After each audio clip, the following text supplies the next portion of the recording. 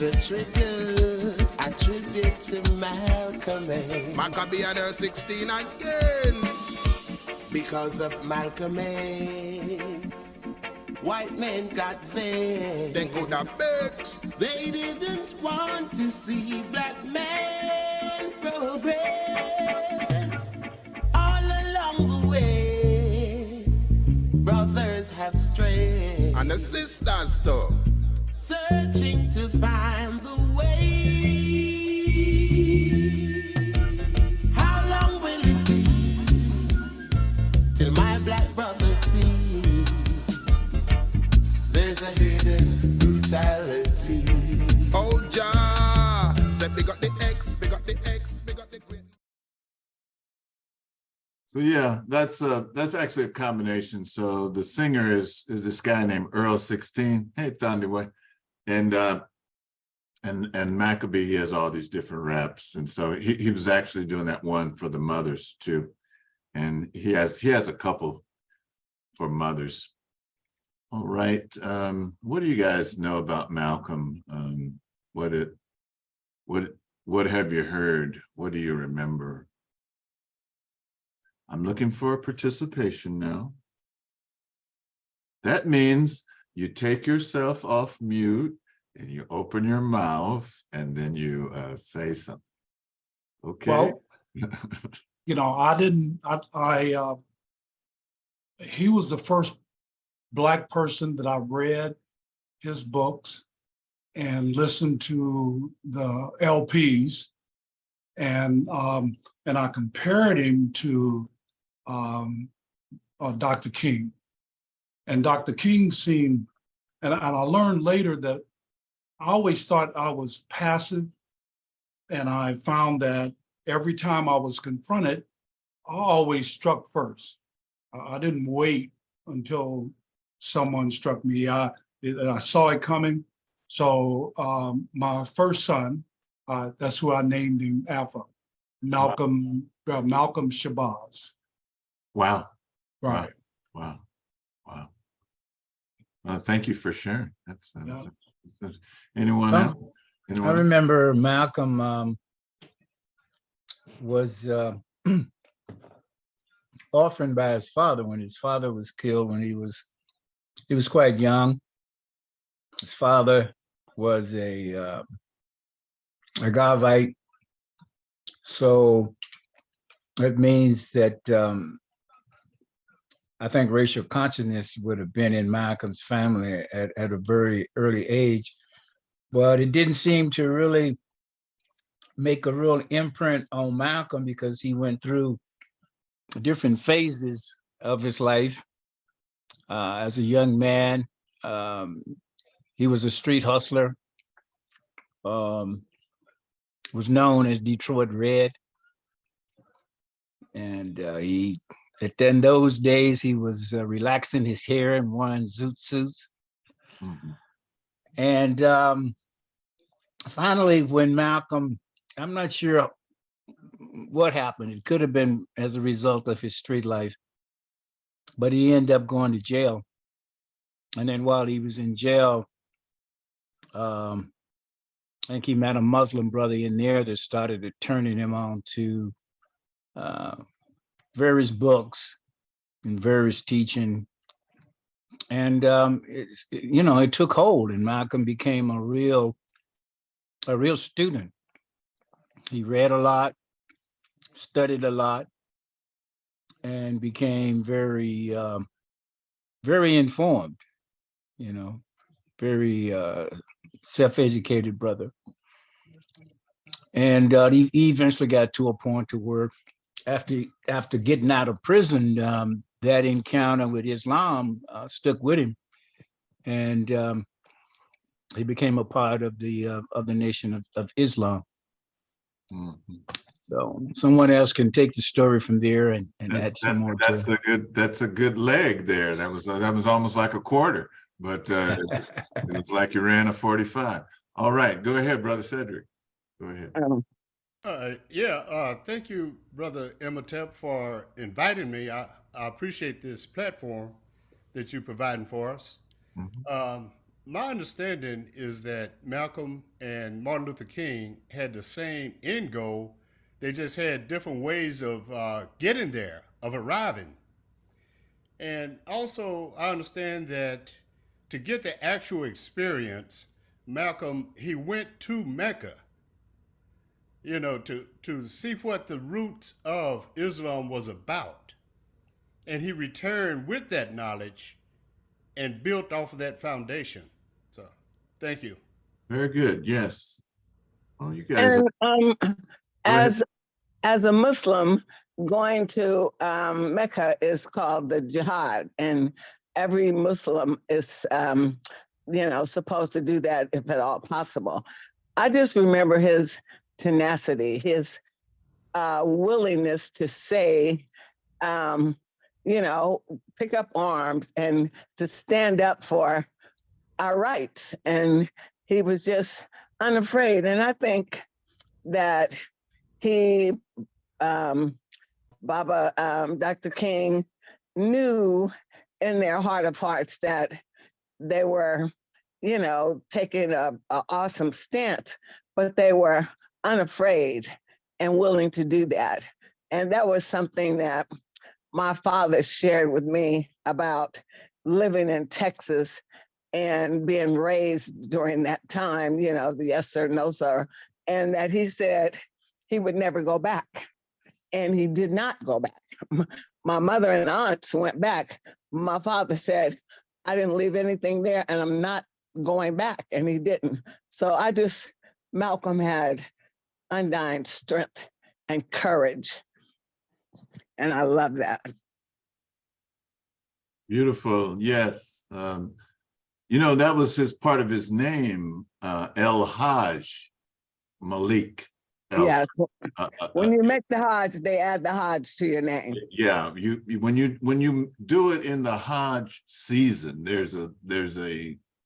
so he did it during the time, when they have I don't really know what that is, but whatever time of the year it was, that's when he did.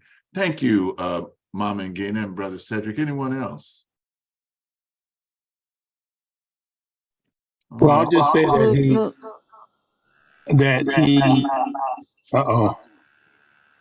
Let me try again. I'm just saying.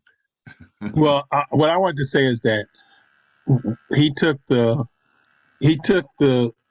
condition or the situation that was happening to Africans in America and throughout the diaspora, and he took it to his vision was to take it to the United Nations and to raise the idea beyond civil rights to human rights. Yes. And that really created a whole different dimension to the struggle. And I believe it was shortly after he began that effort that he was assassinated, because he was really taking this whole, liberation struggle to a whole different level. And he was going to really, he was connecting the dots. So that's what I wanted to contribute. Oh, that's good. Yeah, that's a very good point. Very, very. And one quick little another note is that, when I heard that when Malcolm and Dr. King met, that Malcolm was assassinated 3 days later, because that would have been just a powerful dynamic that the world wasn't ready for. Well, They said 3 days after their meeting, he was assassinated. Wow. Brother Bill. Yes, I believe Obito Shako emphasized the family connections and the idea that Malcolm was really doing very well in school, academically, even before he fell into crime and was incarcerated. And then while he was incarcerated, that basic talent was applied toward the study of Islam.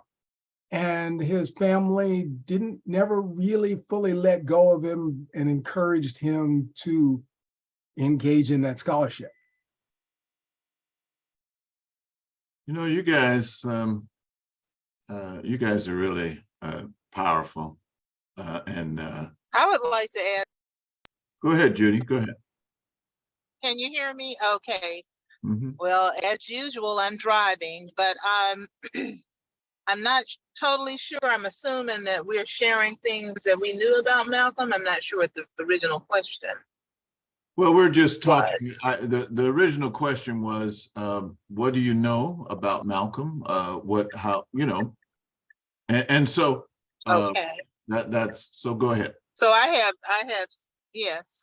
So one of the things that I wanted to add is that when I was listening to Mama Ngina mentioning Martin Luther King and, maybe talking about the two, Malcolm, they had different religious foundations, or at least they were functioning from a different religious foundations, whereas Martin Luther King, of course, was a Christian, from the traditional Christianity faith whereas so the strategies are different, the mindset was different, the approach, because and I'm not saying we're comparing Martin to Malcolm, but I was just going to add that Martin was dealing with the conscious, appealing to the conscious of people, these white people, to know that we are human and humanity, whereas Malcolm,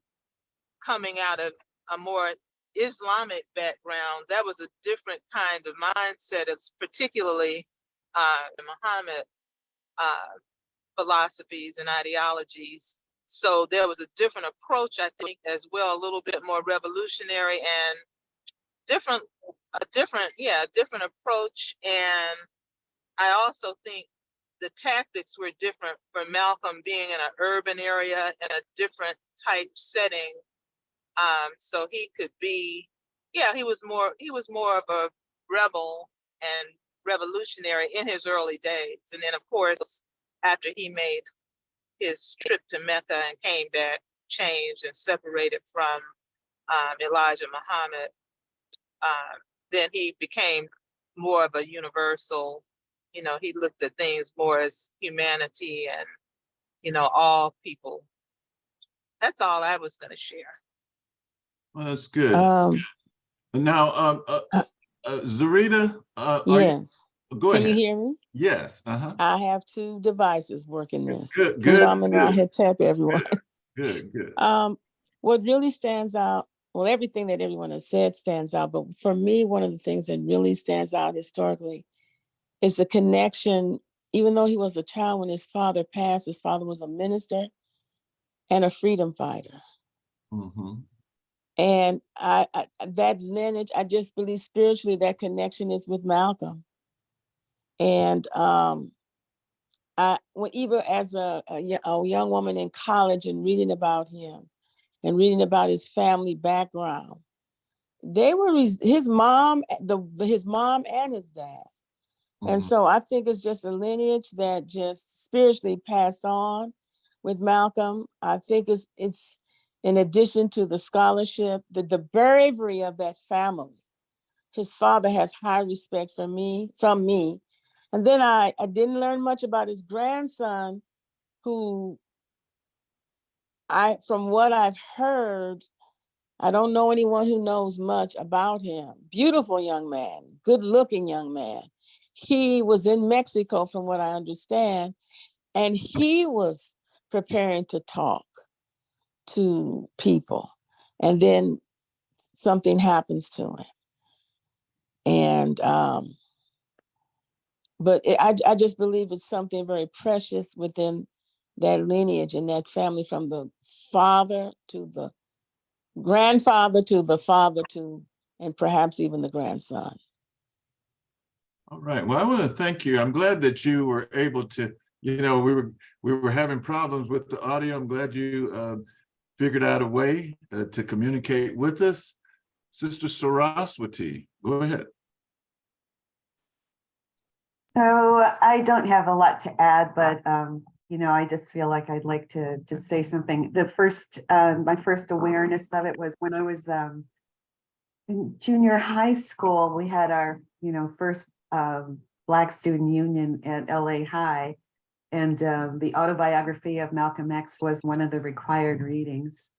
And I have to say that, unfortunately, I remember a lot of the sensational things about, the time that he was getting his hair done and, they left it in too long and, or his experiences, using drugs. But I will say that the book itself was something that, it's sort of like one of those lifelong memories, like things happened to him that in the story that you will never forget. But then the other thing, so two other things I wanted to say. The second thing is, like, I know we know about what he did and we're learning more and everything, but to me, the most incredible thing about him was that he was such a great speaker, such a great orator. He had so much passion. If you look at any of his speeches that are available, and plenty of them are online, I think UC Berkeley has a library of them. But anyway, if you look at any of them, there's no doubt that whatever he's saying from the heart. And it is the reason that he was able to affect people and make such a change, is because there was never any doubt when he spoke. Of course, I hate to say this because it sounds so rude when people say, like, he speaks so well, but in fact, he was so eloquent, and he was so learned for someone who had such a short beginning, such an odd beginning. He was so learned and just so well read, and just, and just his heart was in everything that he did. And then the final thing is, just to tap on to the historical tribute that I did on Sunday. I don't know if you remember, but there was this guy, his name was T.R.M. Howard.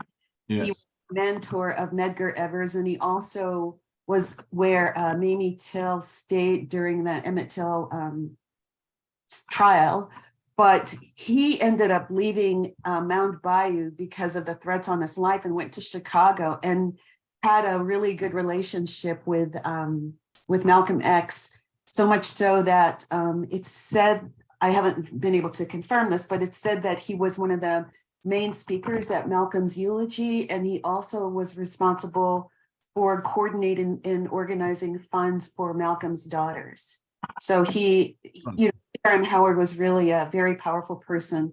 And then just one other thing about T.R.M. Howard was he found clever ways to evade restrictions in Mississippi that prevented Blacks from carrying concealed pistols. Howard's arsenal included an array of weapons, including a Thompson submachine gun.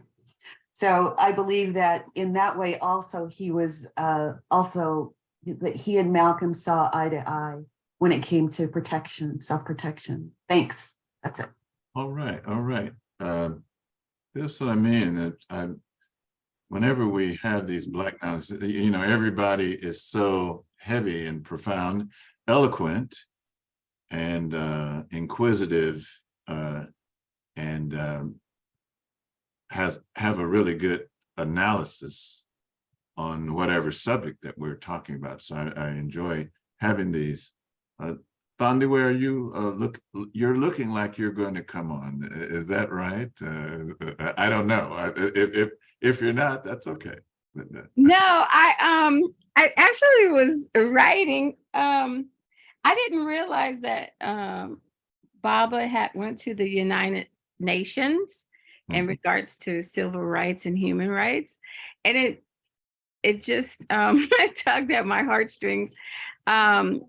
You asked us to share, what we know about him, but after I heard that, I wanted to share my thoughts about the United Nations. So I was happy to hear that Baba Malcolm X did go to the United Nations in regards to how we were being treated. But in the last several years, I've been wondering, where is the United Nations? Why, haven't they come to our rescue when our brothers and sisters are being terrorized and murdered by police officers throughout the United States? And I was like, weren't they put into place for situations where terror and countries have been going through strenuous situations. And here we are in the United States where we're being murdered faster than animals, and I was like, yay, he understood that it was just more than something in a community level or even the level here, trying to talk to the government here in the United States. So he went to the United Nations. So I don't know, I was going to ask you guys that recently, have anyone stood up for us and said, look, we need help over here. Our brothers and sisters are being killed at a crazy rate here by the people that was supposed to protect and serve. So that's what All right. that was on my heart. So, Okay, thank you. yeah. Brother Shango, Minister Shango, please. I would like to just address what the sister just said. There's one simple reason why the United Nations have not done anything and won't do anything. The simple reason is most of the money that the United Nations receives comes from the USA, which means you don't bite the hand that's feeding you. And also they're located in New York City. And we know New York City is the capital of finance. So within all that, the United Nations is not going to be stepping in because they got something called the veto over any action that comes before the Security Council. So don't look for the United Nations to do anything. That's my comments. And I'm out. The cavalry is not coming? It's not coming. That's right. All right. Thank Hey, you, Barbara. listen. Okay. Very, very good. Listen, I wanted to, sorry about that. I didn't mean to do that, Don, do I? I wanted to share a few things. Anyone else before we, great comments and participation. Anyone else? Yes. Mm-hmm. I told you that I was from Cleveland. And so this is where I grew up. Even though Martin Luther King was in the news, I saw the Muslims more visible. Some of the people I went to school with converted. These were the bad guys. These were the guys who were always in trouble, and they seemed to have this fire, this spirit that allowed them to pull out of what was going on in the urban jungle, and Malcolm was their guiding light. His change came about when he broadened from the United States into Africa. Even though Martin Luther King at the end began to make inways into Africa, Malcolm X was the first prominent, visible person that went to Africa. The OAU, he started the groundwork for some of the organizations that are putting together, organizing North Africa, Ghana, these other countries. Well, he was part of the original foundation of part of that original foundation. And again, I like it because he was powerful in speech, but he was not violent. He said, I will protect myself, but he didn't initiate this violence. So like I was saying about myself, I protected myself. I never started a fight, but I was always, I never ran from them. And it was some of those strengths of, reading that you stand up, you have to protect yourself.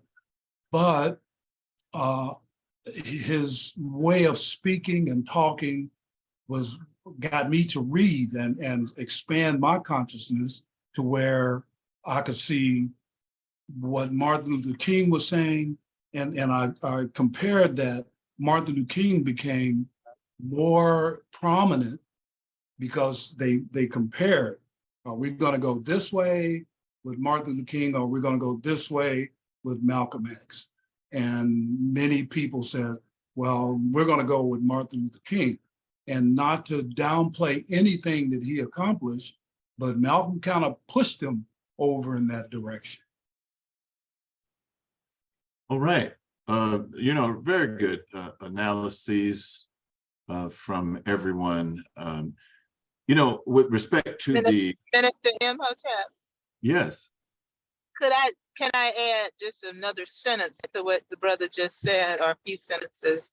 I agree. I think, again, you know, Martin Luther King was his movement was more dealing with spiritual. It was more of a spiritual Christian movement coming from the Southern Leadership Conference, and he became more of a rebel as time went on.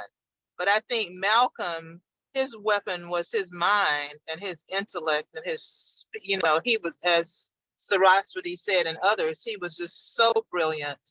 And he spoke, the content of what he had to say was so powerful, and he spoke so much truth that he was a threat because of the truth he spoke and his analysis of what was wrong with America. And, you know, whereas Martin Luther King, he came with the consciousness, and both were powerful movements, but many people were fearful of Malcolm because of his truth, and he was so bold and so brave and courageous, but that was his weapon, was his mind, and the power, what he spoke was like a knife and a sword and a gun. That's all. Well, that's interesting. You should use that imagery for the knife, because at one time Malcolm was asked, they said, well, Malcolm, do you see any progress going on for the Negro? And he said, no, I don't see any progress. He said, if you have a knife in my back 9 inches and you pull it out 3 inches, there's no progress being made. You know, wow.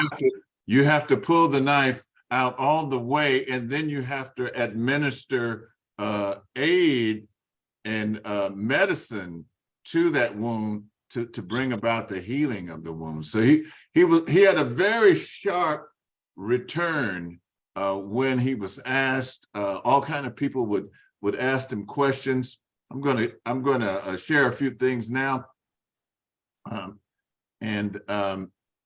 so, but we have really had a good start to this, and so we're reflecting on Malcolm,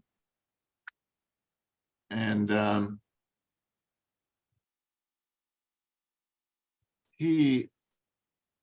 I think, though, there's a progression, and so we have to start when we look at Malcolm, and this may seem odd, but we have to start with Booker T. Washington. Okay, all right. I knew I was going to get that response from someone that went to Tuskegee.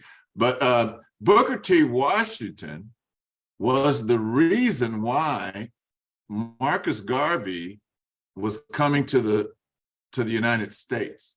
He had read the book Up From Slavery, and he was supposed to have a meeting with Booker T. Washington.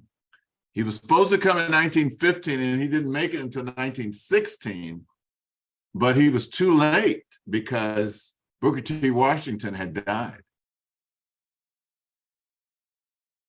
And there's the Honorable Marcus Messiah Garvey there. And of course, you know, Garvey wrote this book. Actually, his second wife, Amy Jacques Garvey, compiled this book called The Philosophies and Opinions of Marcus Garvey. And then, you know, Garvey had this thing had a newspaper called The Negro World. And okay, I want to pause just for a second. That word Negro in the teens and 20s of the 20th century was a revolutionary word. I know that sounds odd, but Negro was a revolutionary word at the time. So he had this newspaper that came out called the Negro World. And then he also had a shipping line called the Black Star Line. And what he was doing was he was retracing the triangular slave trade. So he had those things going on. And then, like in everything, Marcus Garvey had some detractors within the African-American community. And A. Philip Randolph and W.E.B. Du Bois worked with J. Edgar Hoover to have Marcus Garvey and the UNIA dismantled. Okay, Du Bois repented years later, but the deed had already been done. And then we see A. Philip Randolph later on organizing the March on Washington, et cetera. And we have to really question, what was his role? So this is what Garvey said. He says, I was convicted and sent to prison because of the wicked enemies of my own race. I blame the malicious and jealous Negroes who, for the sake of money, will sell their own mother. My own Black people lied on me, and I was sent to jail for 5 years. Our people are so wicked to themselves that they are not satisfied until they are telling the enemy something about themselves. And of course, he wrote, a people without a knowledge of their past and origin and culture is like a tree without roots. So we went from Booker T. Washington to Marcus Garvey. And then among Marcus Garvey's followers, as somebody had pointed out, were Malcolm's parents. Malcolm's father was a UNIA minister. That's why he was killed. He was hit in the head and run over by a train. And he lived 2 hours after that happened. And there's his wife.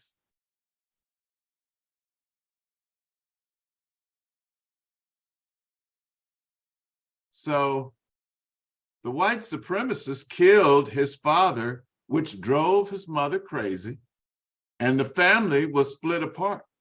And this ultimately led to, as I believe Brother Katabazi had pointed out, this ultimately led to Malcolm's life of crime. And so here is a picture of Malcolm. He's not even with his family anymore. You know, brothers and sisters were separated because the mother couldn't handle it.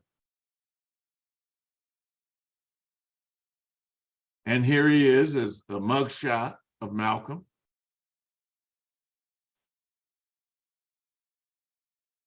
And so this is kind of like a transformative picture of Malcolm. But as this meme says, people change, so don't give up on the youth. Well, Mr. Garvey had other followers, Noble Drew Ali and the Honorable Elijah Muhammad. Now, there's this book, it's called Black Nationalism by Essene Odum. And Essene Odum was a Nigerian. And he wrote this book, and this is coming out of the first page in chapter 3. It says, I have always had a high opinion of both the late Noble Drew Ali and Marcus Garvey, and admired their courage in helping our people, the so-called Negroes, and appreciated their work. Both of these men were fine Muslims. The followers of Noble Drew Ali and Marcus Garvey should now follow me and cooperate with us in our work, because we are only trying to finish up what those before us started us. And so if you're really interested in this subject, just in the organization of different movements, this is a really good book. It's called Black Nationalism by Essene Odum. And here's Noble Drew Ali. And people today that are calling themselves Moors, one of their historical leaders is this man right here, Noble Drew Ali. And then, of course, if you grew up in the 70s, you could not be in a major city without seeing this man's picture, the Honorable Elijah Muhammad. So these were followers. They got started, and some people even say that they were part of the UNIA, the Universal Negro Improvement Association. So now, while incarcerated, he was introduced, as I think Brother Katabasi also included in his remarks, was introduced to the Nation of Islam and became the lead spokesperson and a minister for the Honorable Elijah Muhammad. So Malcolm came in, sharp intellect, great orator, uncompromising personality, and he immediately took a leadership role in the Nation of Islam, and he became a leading spokesperson for the plight of Black people in the United States and around the world.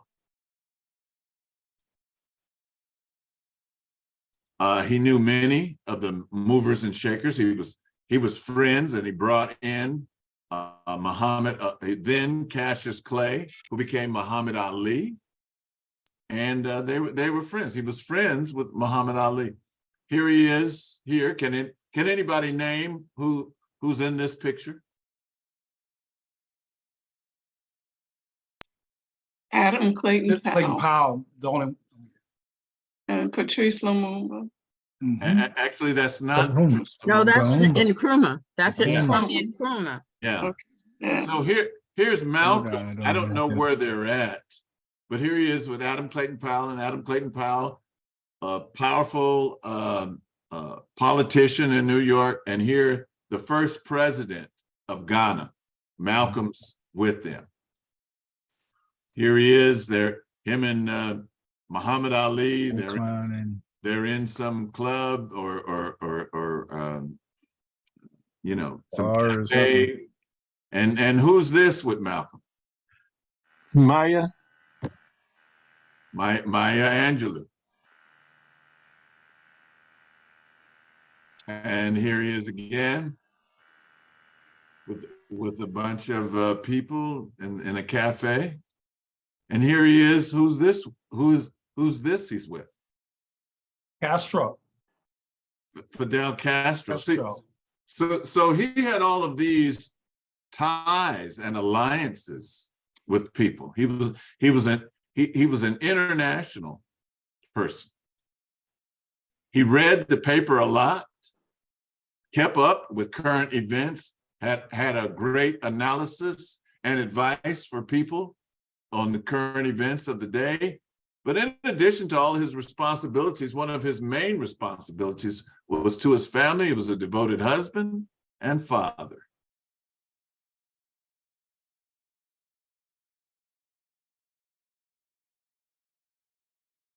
Now, I think somebody touched on this, and I think this point is very important. When studying Malcolm or Dr. King, it's best not to separate the two, because they're two sides of the same liberation coin. Now, here's the only time that they met in person And this was during when the passage of civil rights legislation, and they were at the Congress. They were at the House of Representatives, and they were coming around a corner. One was coming around one corner, one was coming, and it was just a chance meeting. And here they are. And pointed this out. He used to point this out when he would speak, is that Malcolm was an organizer and Martin was a mobilizer. Martin could bring hundreds of people, sometimes thousands of people, into the streets to overturn the law. And then, but Malcolm organized mosques all over the United States, organized mosques, organized the newspaper, organized a lot of things within the nation.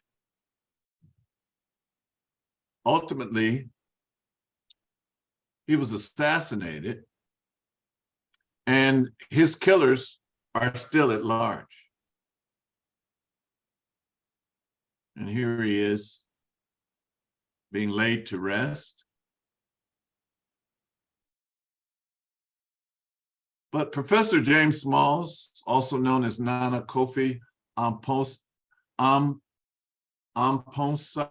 II, he became the head of the mosque that Malcolm started when he came back from Mecca.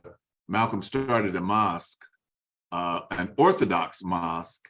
And when he was assassinated, Professor Smalls became the imam of that mosque. So here he is here, and here he is more today. And here at WOSE in Sacramento, we gave a conference, and we had Leonard Jeffries, Dr. Leonard Jeffries there, and Professor Smalls came and acted as a bodyguard for Dr. Jeffries. Professor Smalls has like a 10th degree black belt. I saw it just posted just recently. So he has a 10th degree black belt. So he was really willing to take a bullet for Dr. Jeffries. And here's Makalisi here. Now, the person that introduced me to the legacy of Malcolm and his teachings is Dr. Obata Shaka. Dr. Obata Shaka, you can search for him. He has a program, usually comes on Saturdays. Actually, he would be here today, but he's taking a well-deserved vacation. I asked him to come, and he wrote this book, The Political Legacy of Malcolm X. Really good book if you want to find out more about Malcolm.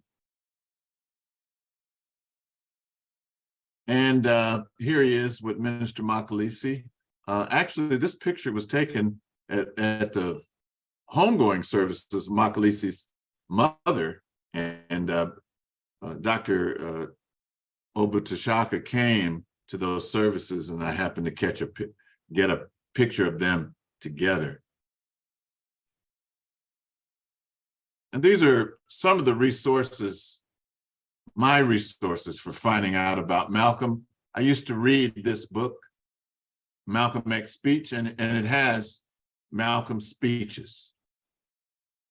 And then when I was in DC, I came to DC in '79, and my uncle Ronald gave me this album, Malcolm X Speaks to the People in Harlem. And it's really good. You get a sense of Malcolm's oratory. And I understand that day there were 5,000 people at the rally outside, and it was raining. It was pouring down rain, but people still came. That's the effect of Malcolm.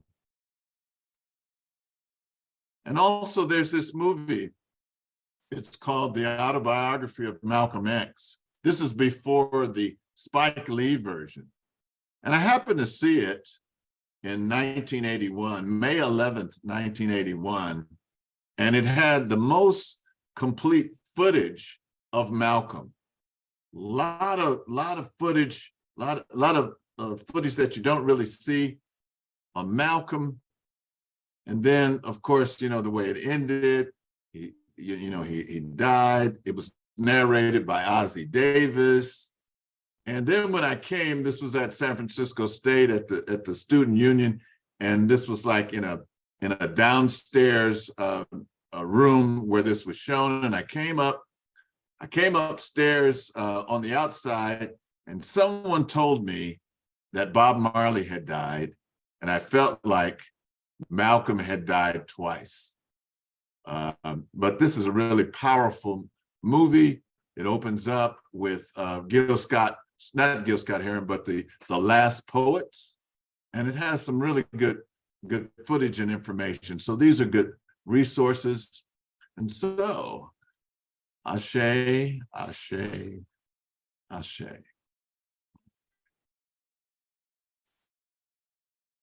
So that's just a little, little version of Malcolm. I have some footage of Malcolm. Are there any observations or questions before we proceed? We got about, I don't know, 35 minutes left. Go ahead, Sister Keisha. I just wanted to add that I was a young woman living in New York when Malcolm was teaching. And so I had the privilege of hearing him when he was a part of the Nation Mosque on 116th Street. And then after he became the leader of the, okay, my brain, I just lost the name of his the organization. Anyway. Organization of Afro-American Unity. Thank you. I used to go every Sunday to the Audubon Ballroom to hear him speak. I was a young woman developing my own identity at that time. And it was life-changing for me. His life was definitely life-changing for practically everybody in my age group, because not only was he correct and brilliant, but he was very spiritual. And in that time in my life, I had left the previous development of spirituality, the Christian church, and I was not into another one. And so going to hear him outside of the Nation, because we went to hear him when he was in the Nation, but hearing him outside of the Nation filled of a spiritual void and helped us, me and my contemporaries, into another area. We understood that we no longer had to be part of a religion to be part of our nationalist and Pan-African feeling. We understood then that the love of Africa did not have to be, I guess, disavowed because of spirituality. I take I have a lot of feeling when people say that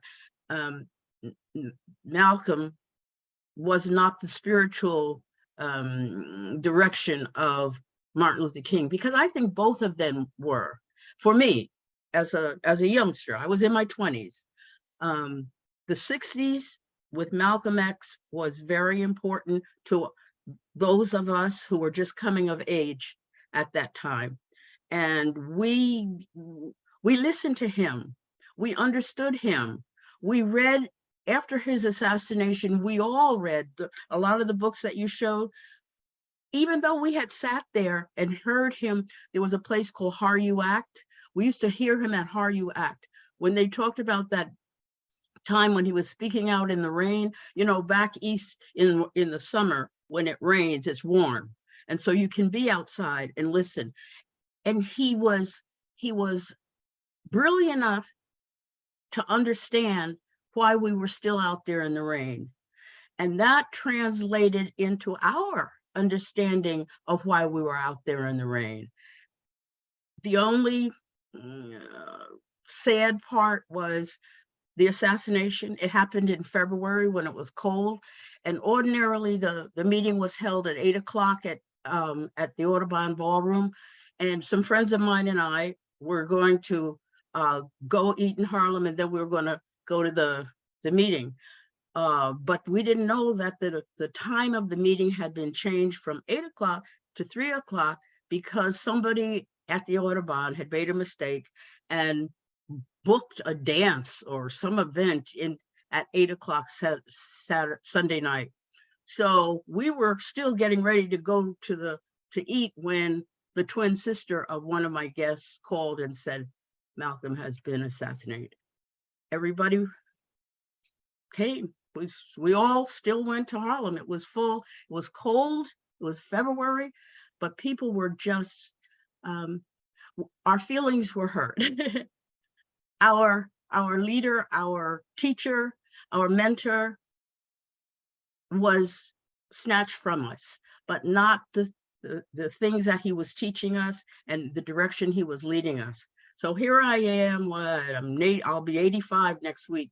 And Malcolm's words are still in my heart and in my behavior and in my psyche, and his spiritual part, which is not separate from his intellectual part.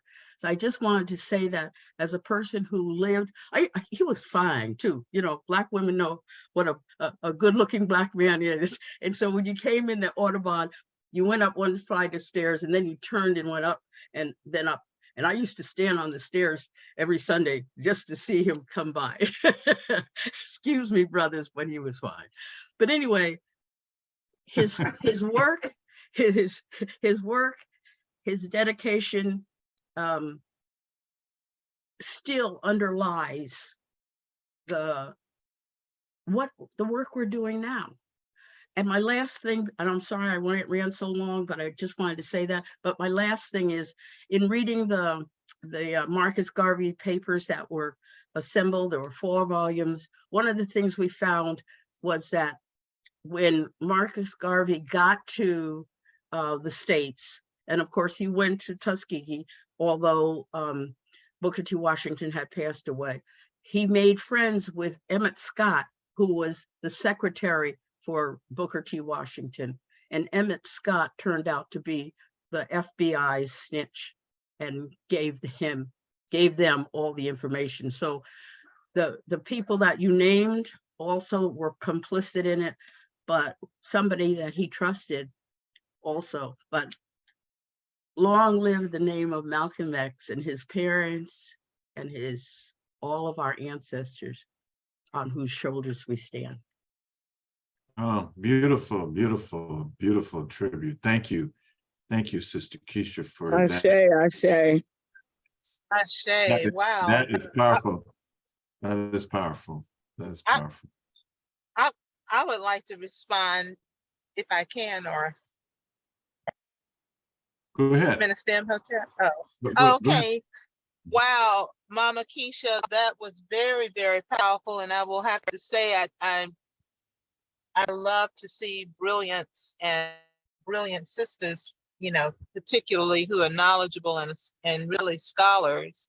I just wanted to just respond to my comments about King being more of a spiritual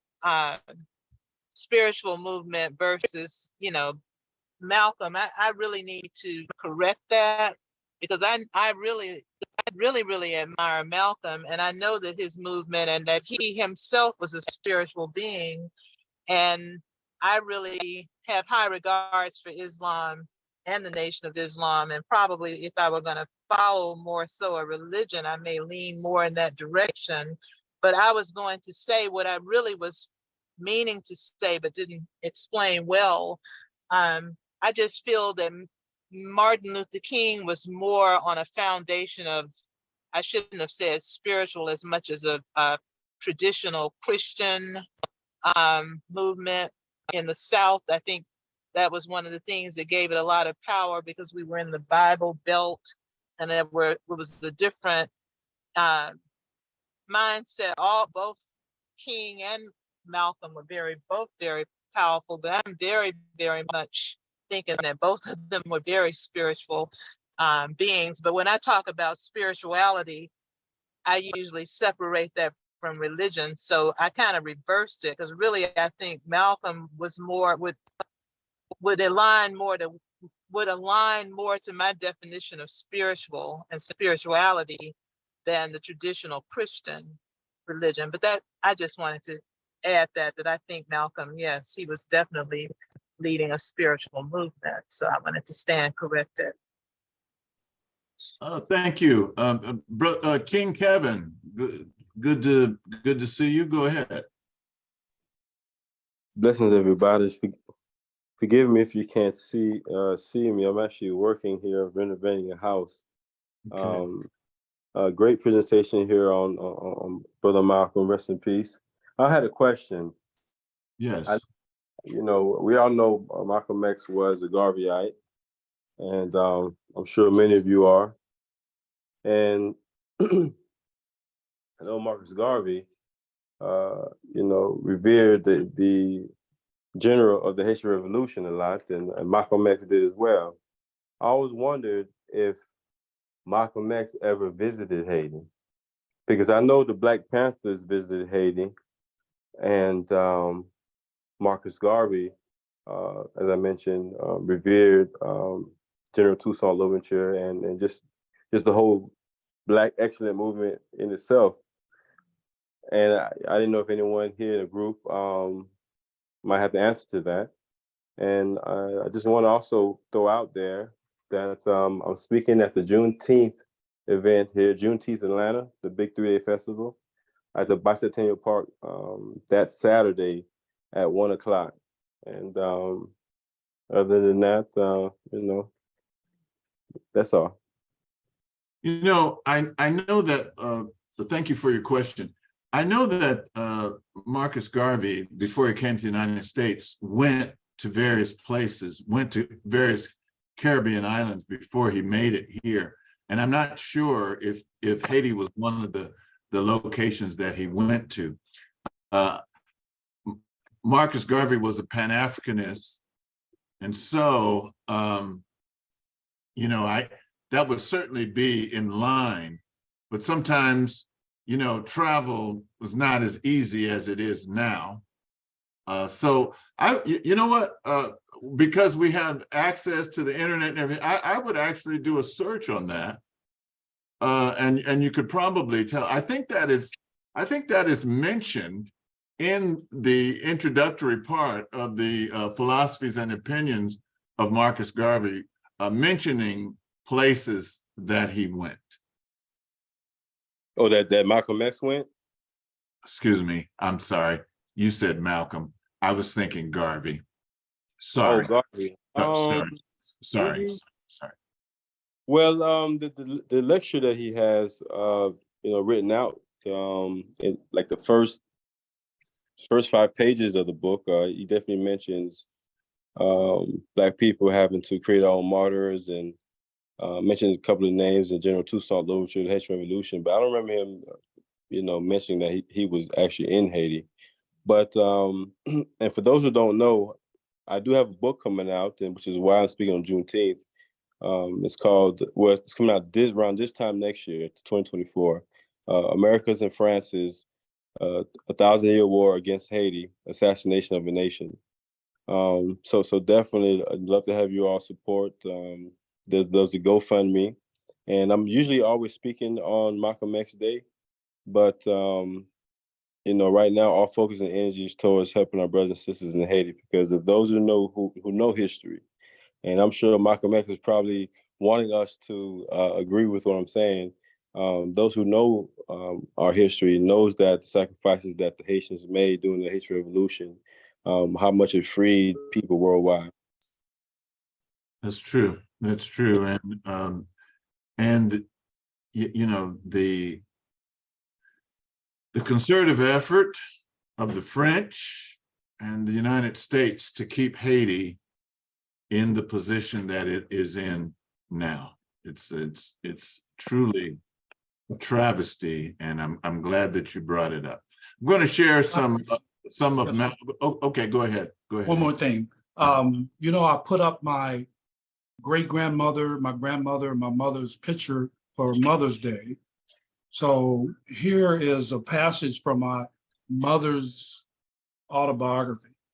It said, it seems that granddad, which would be my great-grandfather, was very much into Marcus Garvey movement and spent a great deal of time and money on it, much to the chagrin of grandmother and the children.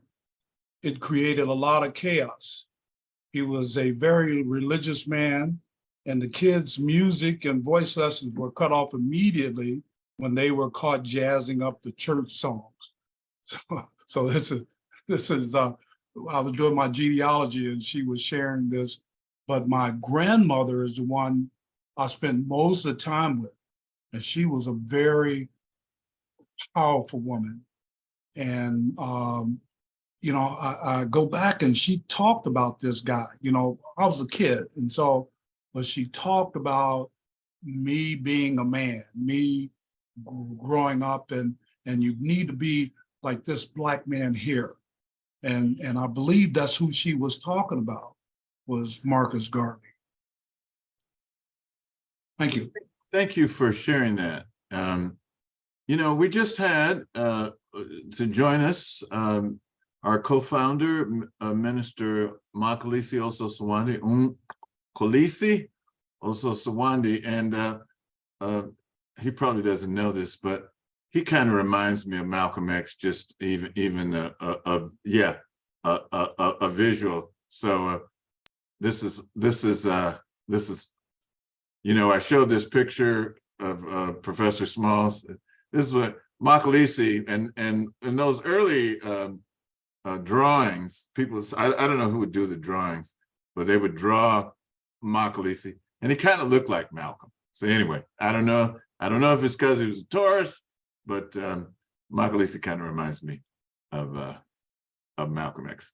All right, that's thank you for letting me dive into that mildly idiosyncratic behavior. And now I'm going to play some Malcolm himself. Let's let Malcolm speak for himself.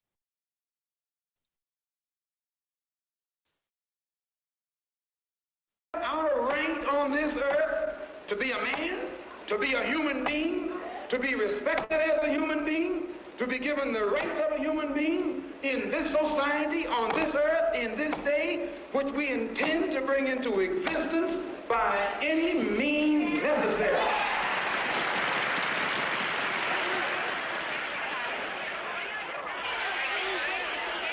I charge the white man. I charge him with being the greatest murderer on earth. I charge the white man with being the greatest kidnapper. Who's that? Who's that? Minister Farrakhan. That's Minister. That's a young Minister Farrakhan. A young Minister Farrakhan. Sorry, going back. All right.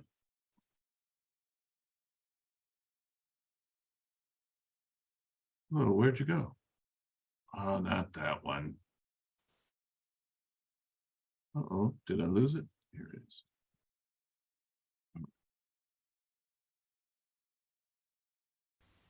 Oh, did it start over? I want to go back to, I think it's 544. Yeah.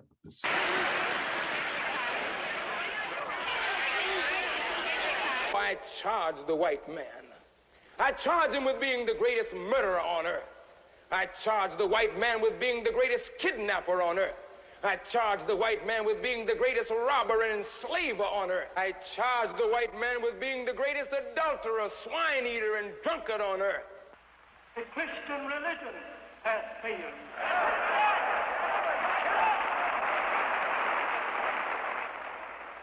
Your leader of that religion has failed. Right. Now the government of America has failed you.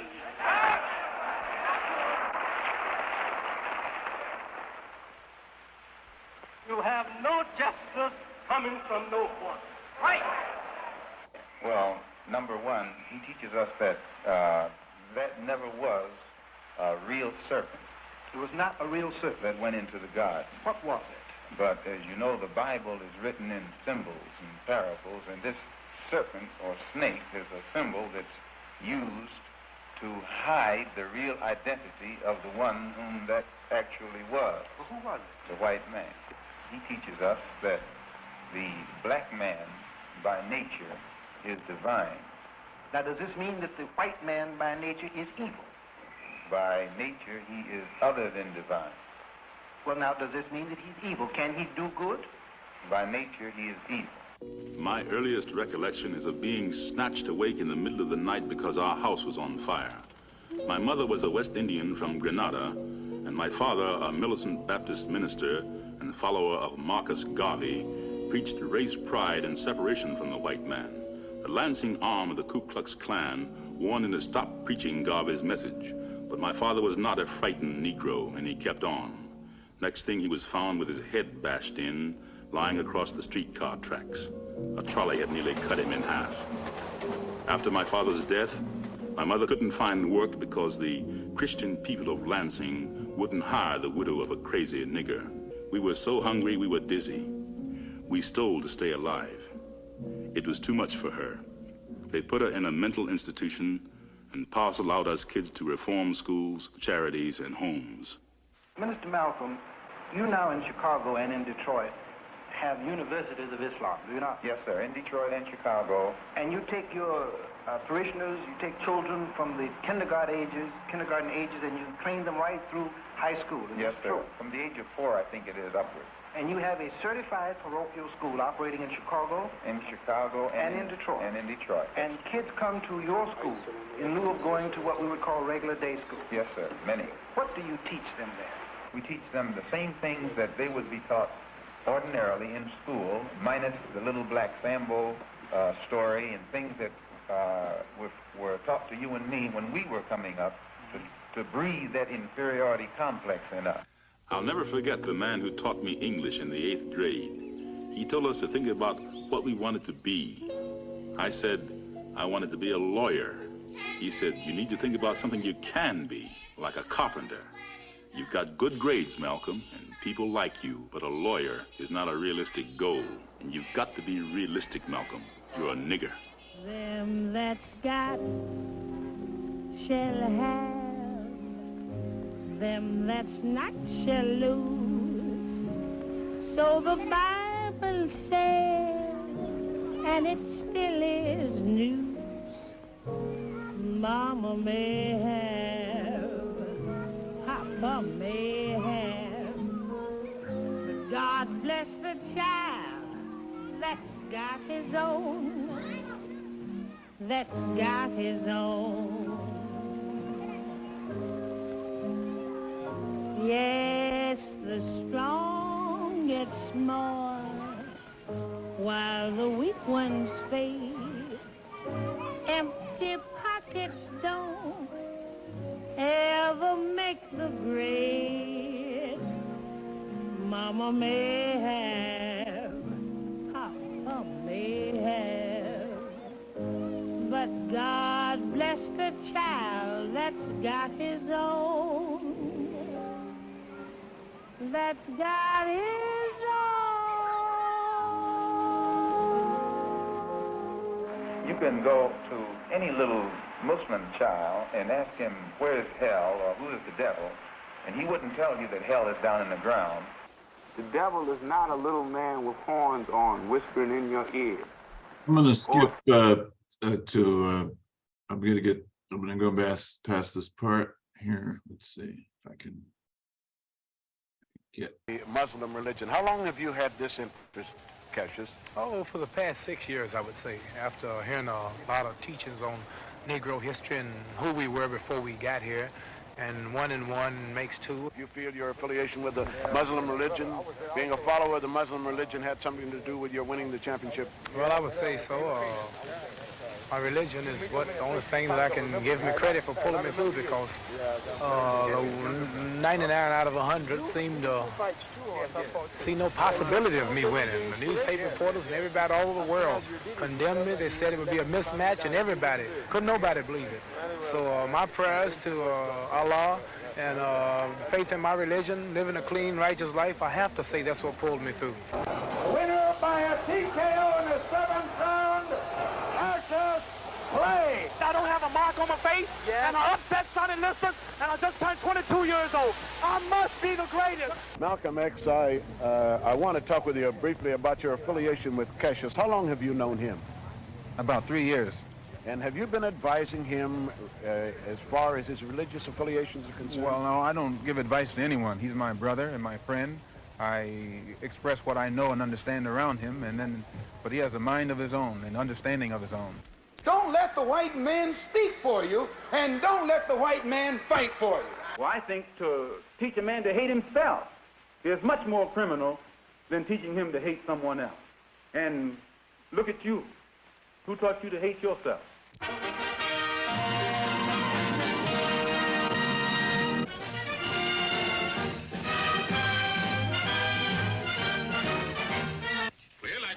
Right here, and they're open to each and every brother. I'm gonna skip this part, sisters and brothers.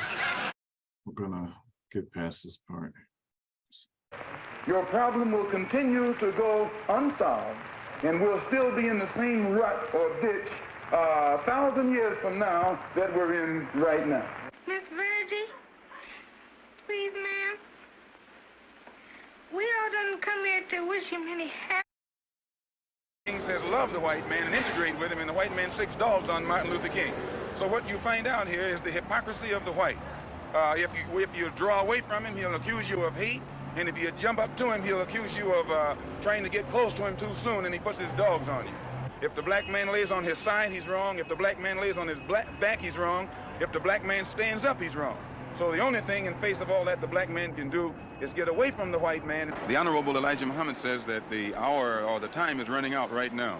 And America is facing judgment, just like Egypt was judged for enslaving the Hebrews and Babylon was judged for enslaving the Hebrews. And because they refused to let the Hebrews go along with Moses, God destroyed them. This was the judgment day in their day. Today, America is faced with the same thing. If she doesn't let us go with the Honorable Elijah Muhammad out of this country, then America will be destroyed, just as surely as Egypt was destroyed and Babylon was destroyed.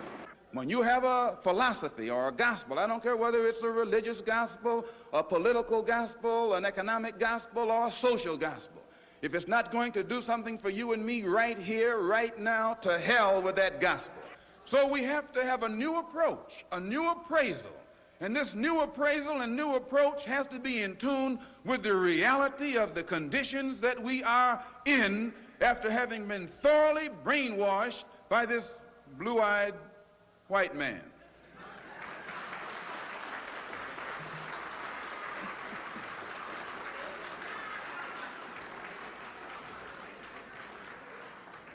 Some of them have brown eyes.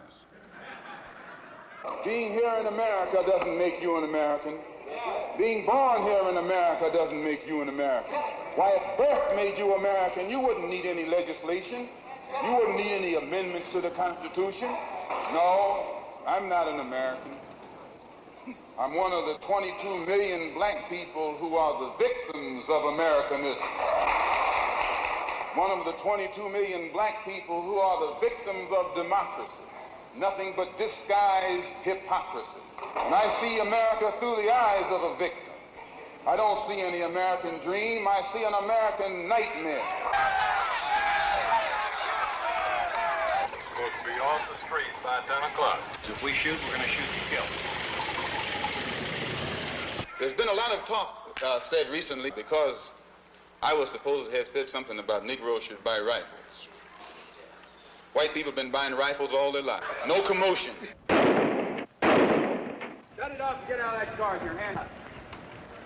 All of you, the one in the back seat, too. Get your hands up, I said. Drop that purse and get your hands up.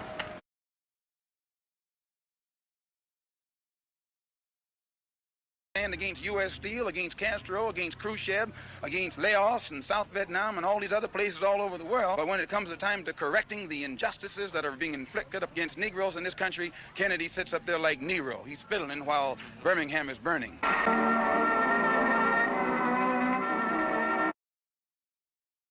Okay, that is the autobiography of Malcolm X, you can get that on YouTube. And so you can watch it. I would advise, if you want to find out more about Malcolm, just do a search on that. It's called The Autobiography of Malcolm X, and it came out in 1972. And you can watch that at your leisure. And we have about 8 minutes left. Are there any questions or additions? Anything that we should be thinking about, talking about, or doing something about? So King Kevin has put his Black History Legacy Tour, the GoFundMe link, and America's and France's 1,000-year war against Haiti. The link is in there in the chat for us to follow and check it out. All right, someone had a comment, Mr. Macalise. I don't have the link that I can't put it in, but I was reading about Malcolm X in Wikipedia. They had a presentation that was just so full of details about Brother Malcolm's life in and out of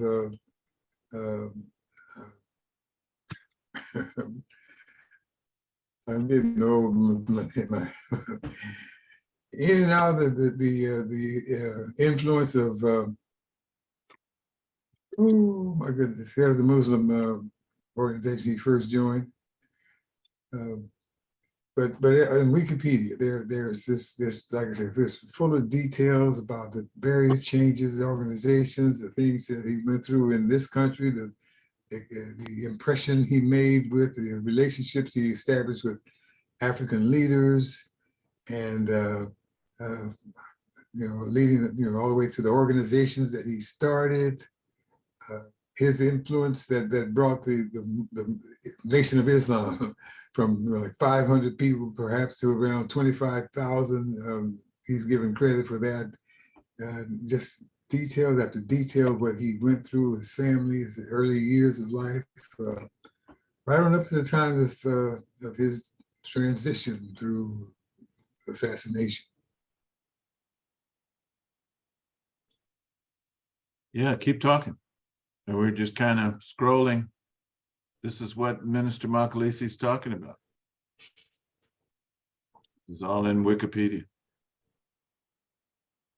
I find that a lot of people are quick to mention what a conversion Malcolm made after he went to Mecca, and I believe he did undergo a change, but I think his fundamental approach to struggle and to politics was still deeply with that of Black people.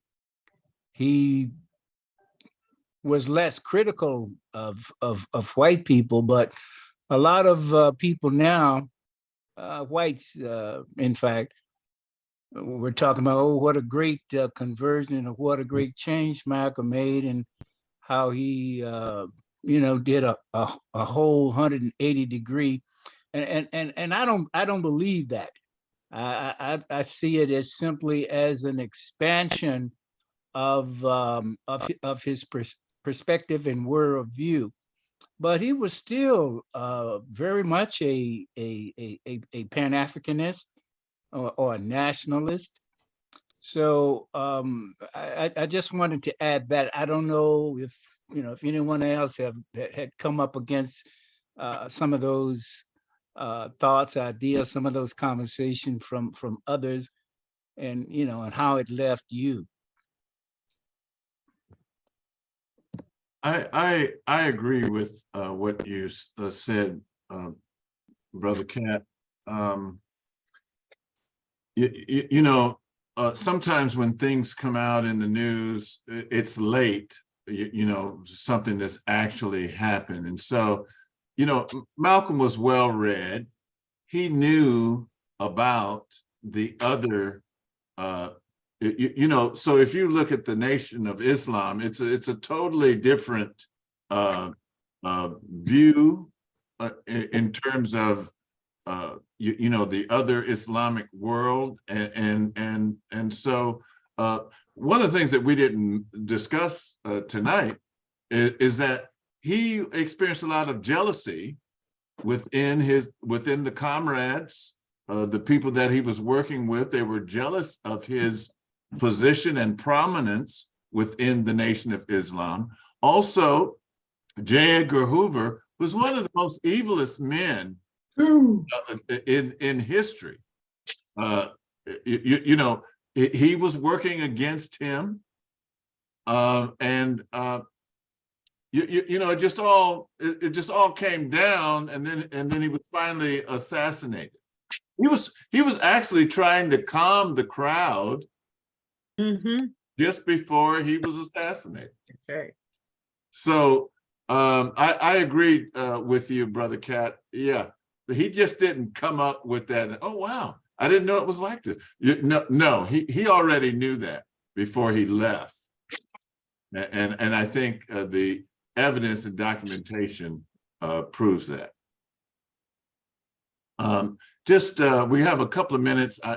I'm going to share this last part with you. Last part. Can I make a comment, Minister Imhotep, before you end it? Okay.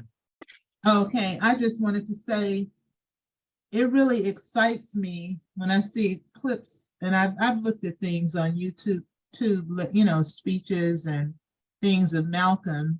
I mean, I just, you know, I feel I'm an outspoken person, and I like the fact that he was able to be so fierce and fearless in his approach. And he just really was, you know, he was a scary thing. He was such a threat. He spoke so much truth.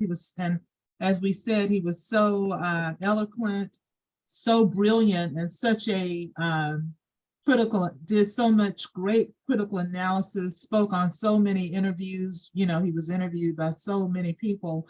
And I just see that he was able to say exactly, pull the, you know, the shield, the cloak off of America and what was going on, racism, and he told it like it was. And people, even a lot of Negroes, you know, Black people, I'm thinking about the South, you know, his approach was scary to a lot of people, and people were fearful. I remember he did come to Tuskegee's campus. I was just a child. I don't know if I was born then, but I remember my mother didn't let me go. My mother took me to a lot of things, and she was, you know, very liberated, but he did come to Tuskegee. She was fearful that there may be, you know, trouble from the outside. But I also just wanted to share that I was happy and thankful that I got a chance at Tuskegee as well in the Kellogg Conference Center to meet Betty Shabazz and spend the day with Betty Shabazz and Coretta Scott. I saw several times because we went to the King, you know, we went to Ebenezer in Atlanta, my daughter and I. But that's all. And that's all I wanted to say. Thank you. All right. Thank you. Did you ever really listen to him? Did he ever do a mean thing? Was he ever himself associated with violence or any public disturbance? For if you did, you would know him. And if you knew him, you would know why we must honor him. Malcolm was our manhood, our living Black manhood. That was his meaning to his people. And in honoring him, we honor the best in ourselves. And we will know him then for what he was and is, a prince, our Black shining prince who didn't hesitate to die because he loved us so. To be respected as a human being, to be given the rights of a human being in this society, on this earth, in this day, which we intend to bring into existence by any means necessary.